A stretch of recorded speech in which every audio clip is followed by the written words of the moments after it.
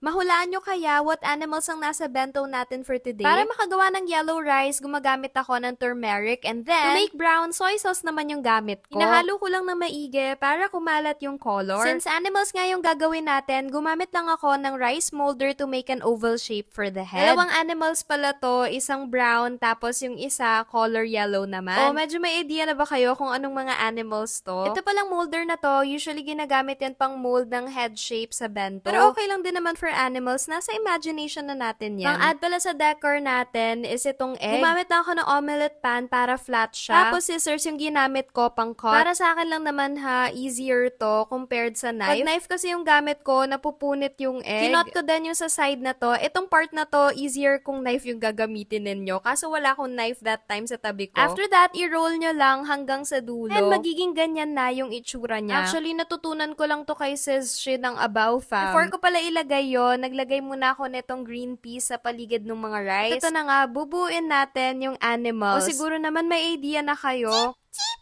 Gumamit din pala ako nitong pang-cut. Buti nga may bilog kasi kailangan ko to for the nose. And then nori yung ginamit ko for the eyes, yung nose niya, and mouth. Ulam pala ni Sophie, shrimp na dinip ko sa egg. And then nilagyan ko ng breadcrumbs. Black pepper din pala yan and some herbs. Tapos dito ko nga nilagay yung egg flour. For her veggies, nagre-request nga siya ng cauliflower. Kaya ayan yung pinabaon ko sa kanya. May natira pa nga green peas kaya sinama ko na and naglagay din ako ng corn. Parang hindi pa ako solved kaya yan naglagay pa ako ng hearts. Feeling ko kasi masyadong plain yung itsura, kaya yan using this edible marker. Yan nga ginamit ko para magkakulay yung cheese hearts. O ayan, very easy, 'di ba? You can make it simpler pa if you want. Follow for more bento ideas. Love, love!